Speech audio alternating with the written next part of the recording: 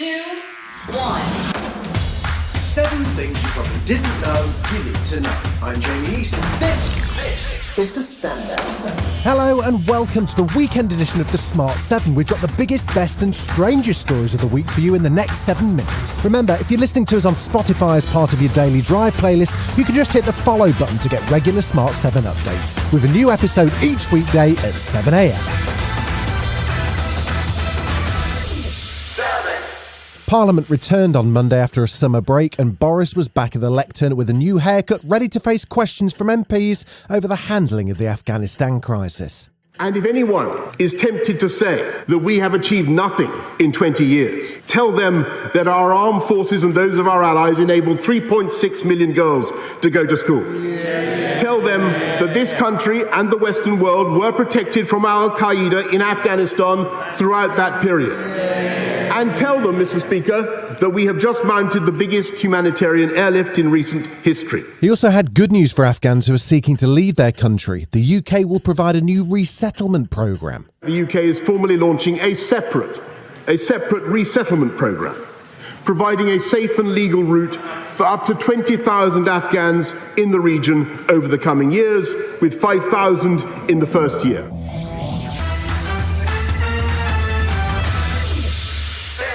Tuesday saw the much-anticipated government plan to fund health and social care in England finally announced. It means a £12 billion tax rise through a new national insurance levy, and it's intended to help the NHS recover from the effects of the pandemic and to improve social care. From next April, we will create a new UK-wide 1.25% health and social care levy on earned income hypothecated in law to health and social care, with dividend rates increasing by the same amount. Yeah, I'd imagine if Boris Johnson could have travelled back in time and left a message for his 55-year-old self, it would probably be, don't say this on LBC in 2019. Read my lips, we will not be raising taxes on income or VAT or national insurance. Speaking later in the Big Blue briefing room, Boris says the new tax will enable a limit to be placed on how much people have to pay for care. In England, from October 2023, no one starting care will pay more than £86,000 over their lifetime. No one with assets of less than £20,000 will have to pay anything at all. And anyone with assets of between £20,000 and £100,000 will be eligible for means-tested support.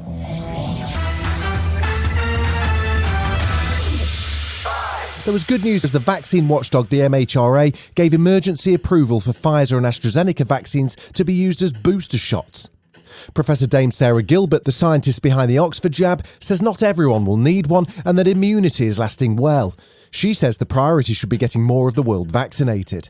Meanwhile, Health Secretary Sajid Javid says when it comes to the UK's booster campaign, there's still one piece of the puzzle missing. I want to wait for the final opinion of the JCVI. It's important that we do and we listen to what they've got to say. I'm confident that our booster programme will start later this month, but I'm still awaiting the final advice. And as NHS waiting lists reach an all-time high, ITV News wanted to know if the pressure on the NHS will affect the funding assigned this week for social care. Waiting lists will go up before they start coming back down again, and that's because I want those people that stayed away to come forward. In this package we have announced, the funding that's there for social care, some £5.4 billion extra over the next 3 years, is there, secure for the social care system.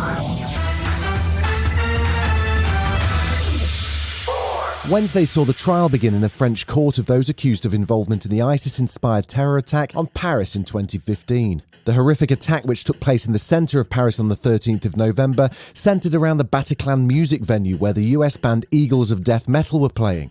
130 people died in the attack and hundreds more were injured as suicide bombers blew themselves up outside the Stade de France. Salah Abdeslam, the only surviving attacker, described himself in court as a soldier of the Islamic State. The trial sees 20 people accused of murder, but Stéphane Sarad, whose son died in the attack, says no trial can heal his pain. It was something complicated because it's, first of all, a personal loss, because of the loss of a child, my son. And it's also a collective loss. And then it was sometimes difficult to manage these two situations. Still to come on the Standout 7, the Paralympics wrap up with success for Team GB in Tokyo and tributes to Girls Aloud Sarah Harding, right after this. We've just launched a new bonus series called The Smarter 7. It'll get you up to speed on major events or important topics, and you can hear the first episode now, which takes you through the events of 9/11. Just search for it in your regular Smart 7 feed. America's continued to struggle with the Delta wave of COVID-19 as its vaccination program has stalled in the face of determined anti-vax and anti-mask protests in states like Texas and Florida who show no interest in mitigation measures at all. Now, President Biden has announced that vaccines for workers are about to become mandatory. I'm announcing that the Department of Labor is developing an emergency rule to require all employers with 100 or more employees that together employ over 80 million workers to ensure their workforces are fully vaccinated or show a negative test at least once a week. The bottom line, we're going to protect vaccinated workers from unvaccinated co-workers. Sunday saw the close of the 2020 Paralympics in Tokyo. Despite COVID and a year-long delay, the Games were hugely successful for Team GB. They won 124 medals, including 41 golds, finishing second in the medal table. And Paralympic legend Baroness Tanni Grey-Thompson, who won 11 gold medals over her 5 Paralympic Games, paid tribute to the teams and the organisers for Channel 4. The Games have been amazing because, first and foremost, I think we're looking at the athletic and sporting performances. And whether that's looking at Paralympics GB or other countries coming through, the sport has been great. Thomas Young with the performance of his career. What Paralympics GB seems to be doing right is having breadth across all the sports. You know, to win gold medals and medals in so many sports and to beat every other country is really quite exciting.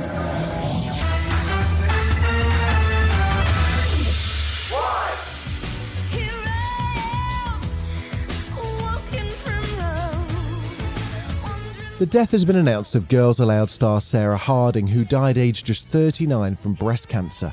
Her mother announced the death of her bright, shining star on Instagram, and tributes flooded into the singer, actress and reality TV star. Girls Aloud #1 hit The Promise won them a Brit Award. Sarah went on to act in movies and even appeared in 4 episodes of Coronation Street. She also won Celebrity Big Brother in 2017. She first rose to fame on the BBC TV show Pop Stars The Rivals, and former judge Pete Waterman has nothing but fond memories of her. Rest in peace, Sarah. Sarah was a lovely, lovely person.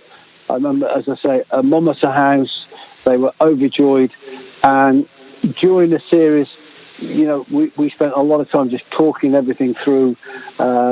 It wasn't easy. The whole competition thing sort of made us and them, but not with Sarah. Sarah was just a delightful young kid. She was great. Enthusiasm, full of life. This has been the Standout 7, the best of the week from the Smart 7. We'll be back tomorrow, 7 a.m. with the Sunday 7. Have a great rest of your weekend.